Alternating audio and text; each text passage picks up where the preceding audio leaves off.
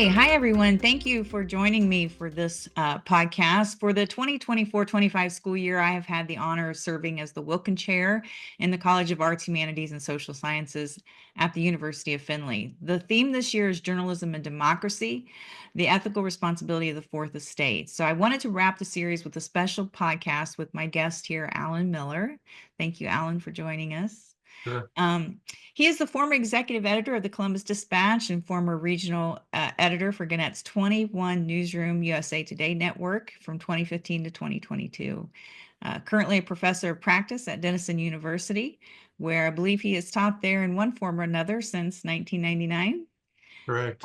Great. And a past president of both the National Associated Press Media Editors Association and its foundation. And I could probably go on and on. He has lots of credits, lots of experience, but I really want to get to what we want to talk about today, which is journalism and democracy. So again, thank you for joining us. My pleasure. Throughout the Wilkin series, we've talked a lot about the role of journalism in preserving democracy and what it's like to cover politics as a journalist.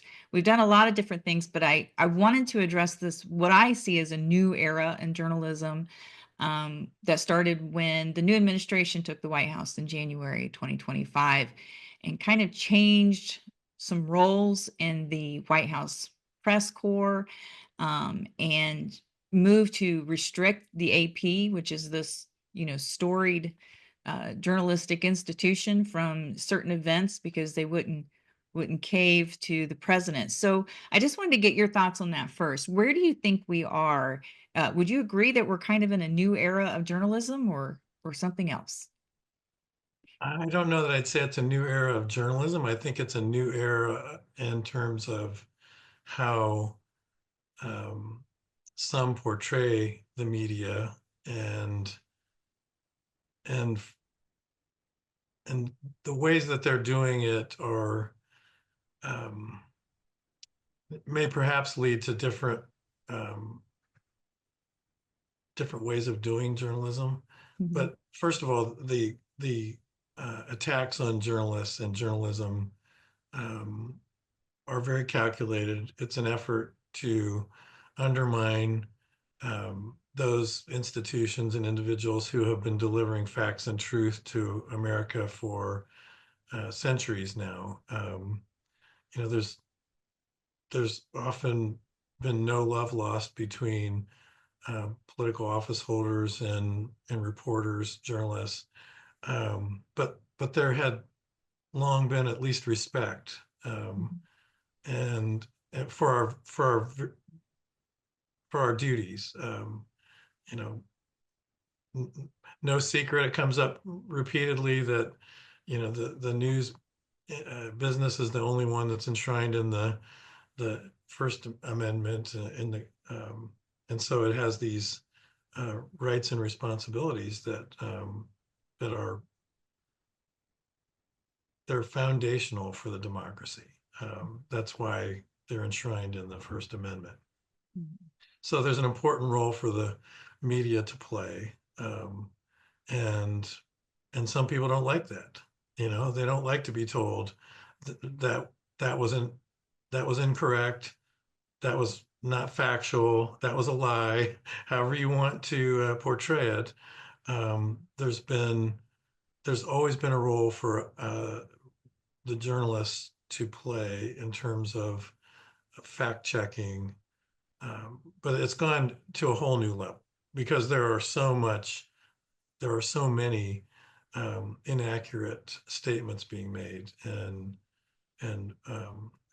not it's not just efforts to undermine journalists. It's efforts to undermine the judiciary, another um, branch of government that is doing its best to keep people accountable to the law.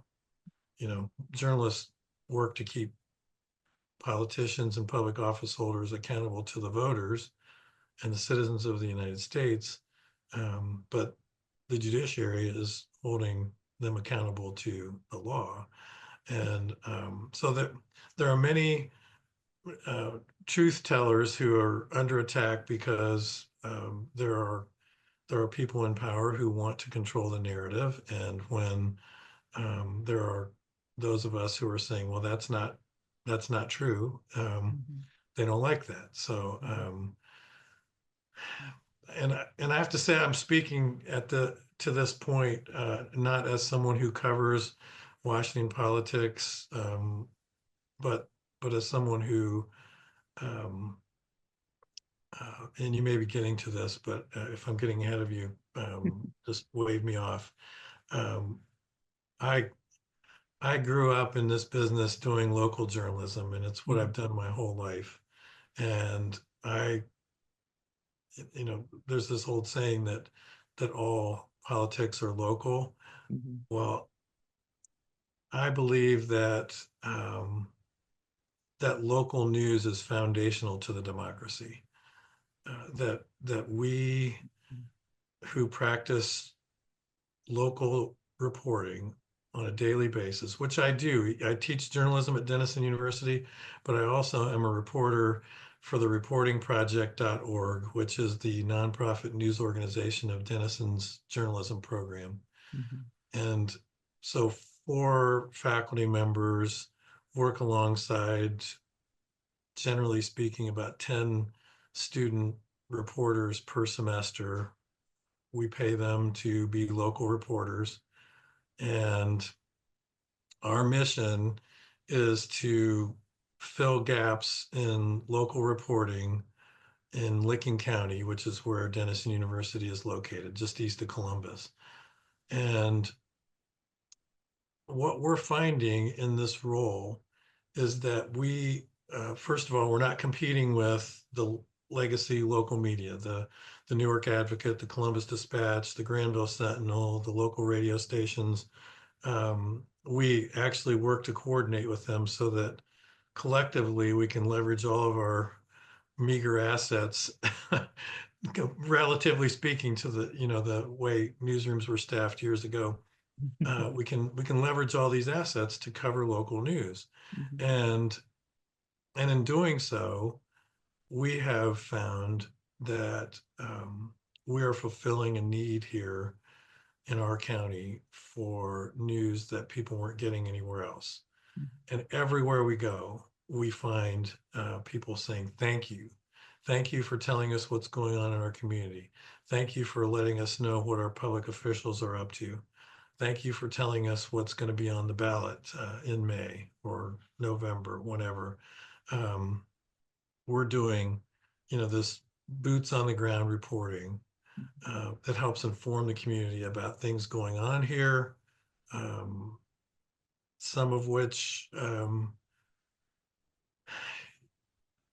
some of which I find at times people in power don't necessarily want us to be reporting Mhm. because it might get in the way of um, some of in particular, the high speed development that's going on in our county right now. Intel has started building a $28 billion computer chip manufacturing campus here, which has spawned all sorts of other development, including many data centers, all of which, use a lot of real estate, electricity, and water. And all of this development results in um, a lot of pressures in a lot of different places. And so we report on, the really sexy things like water and sewer lines and Yeah. sewage treatment plants and Mhm. um, proposals for asphalt and concrete mixing plants, all of which are really important to the people who live near these proposed installations. Mhm. Um, and all of which are important to the companies that want to build them. So Mhm. there's tension there, and we're not here to create tension. We're here to do our best to inform the community about what's coming and let the community respond to it in ways that they feel are most important and Mhm. practical for them. Yeah, that's interesting that you mentioned that because I did have in my notes here that we've kind of found ourselves in a society where unwanted news is now fake news. I have a colleague, Dr. Montague, Diana Montague, in my department always says if it's fake news, it's not news because it's not Yeah. real. Yeah. Um, Yeah. Just and because you don't like it doesn't mean it's not news or that it's not fact. exactly. Yeah. Right. Yeah. I want to say one more thing about this local reporting. I think in addition to providing this public service and in the form of news you can use here in Lincoln County, um, something we hadn't really intended and hadn't really thought about is that we have become the face of the media here. Mm, And because we live here, it's it's really kind of a back to the future situation where we have a bunch of reporters who live here in Lincoln County. They see us, you know, of course, when we're out there with our notebooks, but they also see us in the grocery store and at church on Sunday and at the YMCA or at the Kiwanis Club or the Rotary Club. Um, and I think this unintended benefit that we're gaining, not just for our local reporting team, but for all of journalism, is that people see us as human beings. They don't mhm, see us as, the elite, however we're portrayed, the enemy of the people, or mhm, all these pejoratives that are thrown around about. I mean, they know me. mhm, I mean, they see me. I've lived in Licking County for 40 years. I've gone to the same church for 40 years. They they see me every Sunday. They see mhm, me at the grocery store, and it's not just me, but I mhm, am one of the faces of this reporting project, mhm, and I hope that reasonable people will see that you know, I'm not sprouting horns from my head, and I'm not, mhm, breathing fire. I care about this community as much as anyone because I live here, raised my family here. mhm, I want this community to be successful and mhm, prosperous, and the people who live here to be um, recognized for their good work when that happens. And mhm. um, Yeah. I also, related to it, I found early on in this business as right out of college, I was the editor of my hometown weekly newspaper, which, I probably shouldn't have been doing because I was so fresh out of college and really didn't know what I was doing. I did know how to do journalism, but I had not been an editor at that level. And what I learned in a town of 8,500 people is that the the communities sharing in a common news source can be the glue that holds a community together. Mhm, When we know that, our friend across town has, just won a big award, um, mhm, then we can celebrate that together. When we know that there's been a significant loss in the community, the death of someone everyone knows, or something of that nature, or a tornado rips through part of our county, and we can go out and report about who's suffered the loss. We can all collectively care about that and know how to help and mhm. put our arms around those who are hurting. I This, like that you mentioned care. I'm sorry. I like you yeah. mentioned care because I think a lot of people don't think of journalists as people who care. They think we're out to find the dirt or the story, and we Yeah, actually do care about our communities and care about the people we're reporting on. absolutely. Yeah. Yeah, in fact, we want to, if you look at our website, thereportingproject.org, you'll see that our mission statement in 3 words is facts, empathy, place. And and there's no accident in how those words are put together. I mean, Mhm, facts are first. Um, we are fact based and do our best to be accurate and fair. And that's where empathy comes into place. We do care, and mhm, we care about the people here. We care about the issues that are affecting them. We care about celebrating uh, the great successes and wonderful things that happen here. mhm, Um, and and place, this is a place we all call home, and mhm, so we want to illuminate. Um, and really, these go hand in hand. The people in these places that are smaller communities within this larger community of Licking County. Um, so yeah, I know Mhm. it's easy to get caught up in the rhetoric and miss the fact that if you don't look, you don't see that, a lot of those people who work for the Associated Press that you mentioned early on, um, I know them. Mhm. I I worked alongside them. Some of them I sat in classrooms with. They went to Ohio University where I studied, or I met them through the Associated Press Media Editors Association. I Mhm. I I had as part of that organization, I met regularly with people who were reporters and editors for the Associated Press, and a lot of them are from the Midwest. Their headquarters might be in New York, but they are big-hearted, caring people who are just trying to do the best possible fact-based, accurate reporting for the people of the United States Mhm. and beyond. Actually, it's Mhm. it's a worldwide news organization, and Mhm. uh, they're good people. I could say the same for any of the large newsrooms that are regularly criticized for being, pick your pejorative. Mhm. Um, uh, I know these people, and we're Mhm. not infallible. We are human beings that, we make mistakes. We do our best to correct them. We Mhm. typically own up to them. Mhm.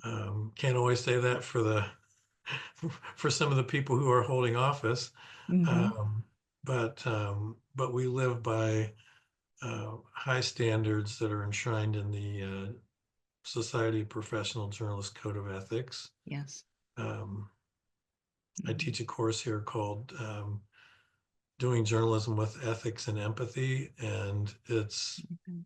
it's all about preparing the next generation of journalists to be Mhm. um, those those caring, um, fair, Mhm. and accurate reporters. Mhm. Yeah, I like your points about local journalism. I too worked for This Week newspapers in Marysville Mm, for 6 years, and that is when you live in that community, you can build a trust, but you have to work to build a trust, sure.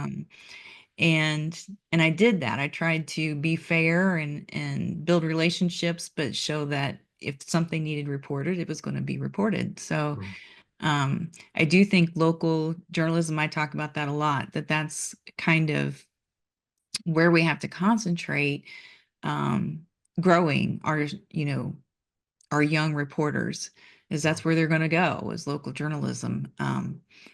But I I hope. want. I mean, the business model is challenged, but we're seeing, or at least the old business model, we're Mhm. seeing a lot of new and different approaches to news gathering and delivery. And our our the reporting project here at Denison is one of those examples where um, it's sort of evolved.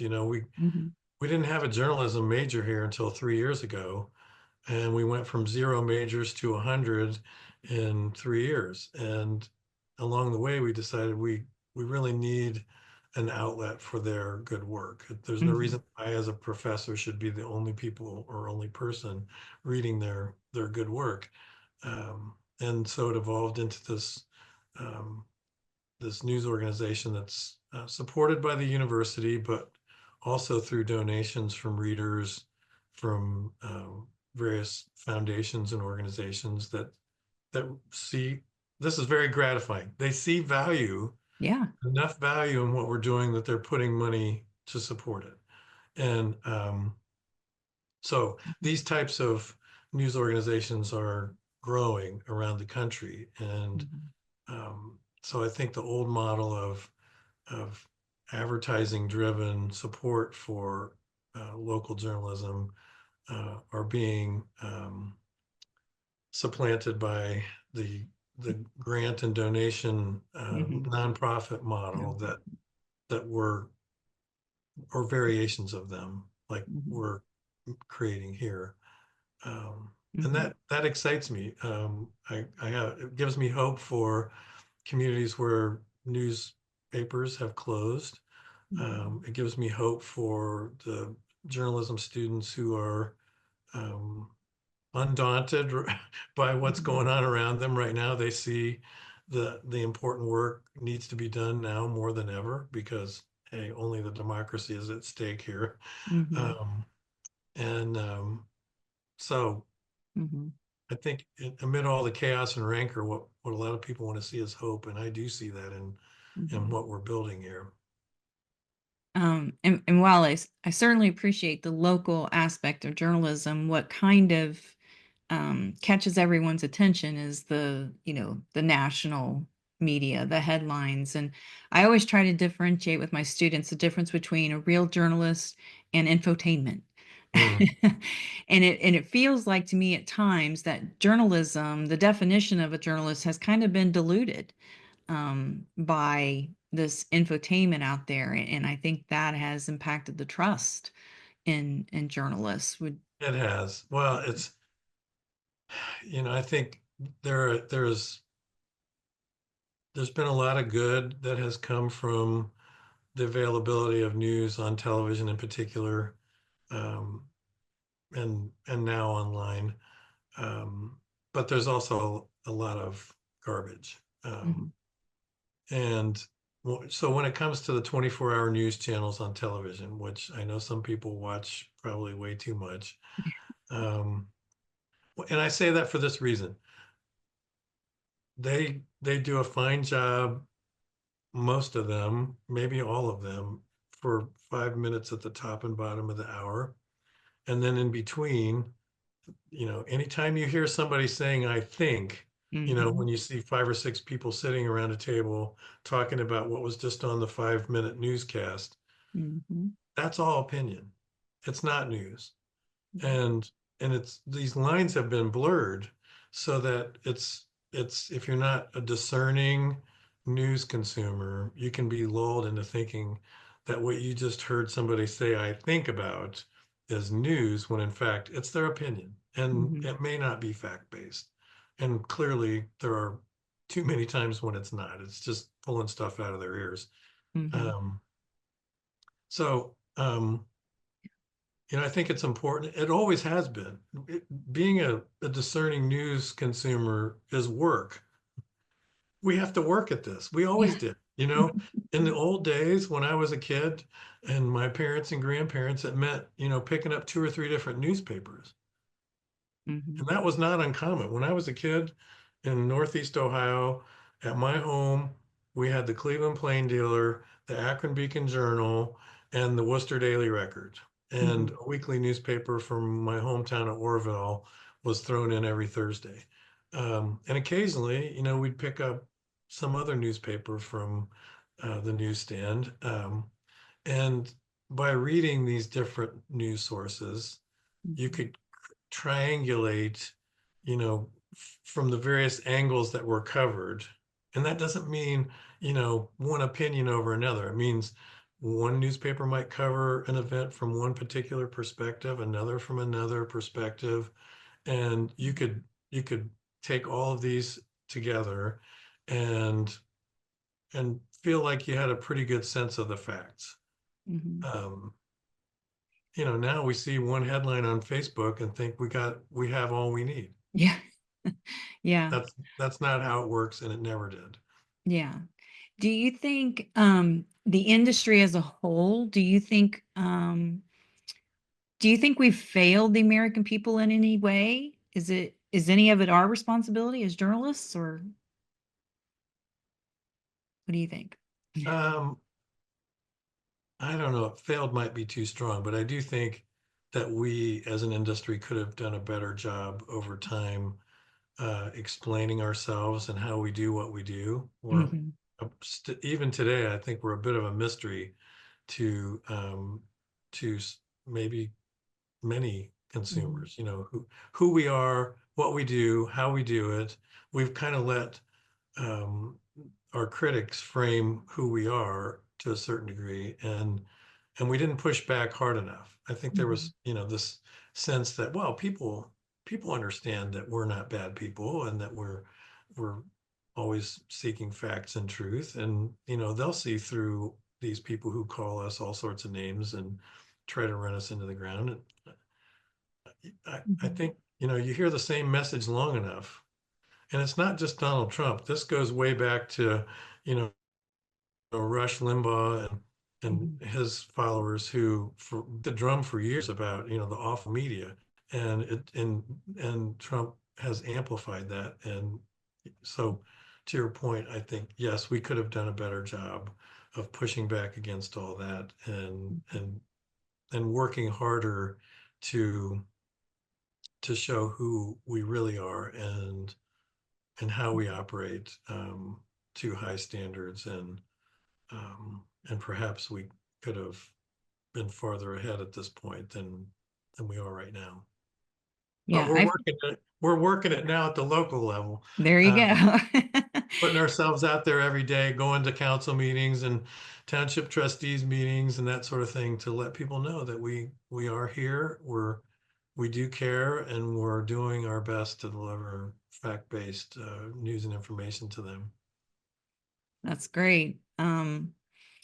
I recently talked to, a young journalist who just loves her watchdog role at the State House. And but it makes me wonder if many journalists are still pursuing that watchdog role. Have they become a little complacent, or are we still, still doing that? Are we still acting in that fourth estate role? Well, as as one who has done some of that here at the local level, and as a news consumer who reads a lot of different sources, it's still happening. Hmm. It may not be happening as much at the local level as we would like. It may not even be happening at the state house as much as it had been in the past, when every big paper in Ohio had, plus networks and other broadcasters had reporters stationed at the state house on a daily basis. Hmm. But I've seen really good work out of um, the Gannett network. I'm not just saying that because I work there, but they've done some really good watchdog work. Ohio Capital Journal, the Columbus television stations. I think they're all. It may not be at the same volume of watchdog reporting as we might have seen 20 years ago, but they're doing the kind of work that you'd hope watchdogs would be doing to make sure that public officials and office holders are doing what they're supposed to be doing. Mhm. I like that you mentioned the Ohio Capital Journal because that's one of those that, I read often, and they're that nonprofit model as well, correct? Mhm. And Yeah, yeah, and so Matter News, and I mean there are quite a few that are they're lean and scrappy, yeah, is how I put it. yeah, that's great. Have one like personal question for you. The first time you heard journalists as the enemy of the people, do you remember that, or what went through your head the first time you heard that? It yeah, I don't remember the first time I heard it, but each time I hear it, it just um, it it makes me. I have a bundle of conflicting emotions about that. It makes me sad. It makes me angry. It makes me frustrated.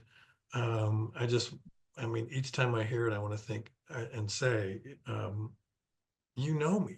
Mhm. Do you really see me as an enemy? Mhm. Um, to the Yeah. people who know me, I I can't believe that they would believe that for a second. And that's why I made the point earlier about the importance of being out there in the community, representing not just my little news organization in Licking County, but all of journalism, Mhm. and letting the people of our community and anywhere I go know that we are human beings who care about these places where we live, and that doesn't mean we're going to let everything that might smell a little bad go by the wayside and not look into it. Doesn't mean we're pushovers. It doesn't mean we're only going to do, fluffy news, as some people would call it. But we do substantive feature stories about people and places. That's not fluff in my view. Some people might see that way, but I see it as an important role for local journalists to play, um, along with this larger role of just being in the community and showing people we're we're not the enemy. Yeah. Um, Far My from it. one wish for young journalists is to realize what we're up against in gaining trust from our communities and from our audience, and that whenever we write a story, whenever we research a story, we have to provide, key detailed information that people can trust, that we're not just saying, many people think, well, Right. where Yeah. did you get that information? You can tackle a serious subject and then not do it justice, you know? Hmm. So Yeah. I think I want young journalists to realize that we have to work very hard to earn our audience's trust. And Absolutely. yeah, yeah. So, Harder, than in the past because of all that we've just talked about, mhm, and mhm, it's it's challenging, but it's doable. And part of that is just continuing to show up mhm, and do the work to the highest levels, and we can rebuild trust, one reader at a time, mhm, and I'm confident we can do that. mhm. Well, I love what you're doing with the reporting project. I think that's a great model for a lot of people to look at. I've been watching it. I know we went to a conference a few years ago, and Mm, that's kind of where I learned about what you're doing there. And um, I love that you're doing that and investing into our young journalists and yeah. teaching them the right way. Well, it's a delight to be with them because they're full of passion and energy, and they're doing great work. So Mhm. Yeah, in them, I see a great future in journalism. that's great. That's great. Well, thank you very much for joining me. You I bet. really appreciate it. I could ask you all kinds of to share fun stories from your years Uh, in the business, but I know we have limited time. But thank you very much. I appreciate oh, it. my pleasure. All right. Thank Thank you for you. asking us.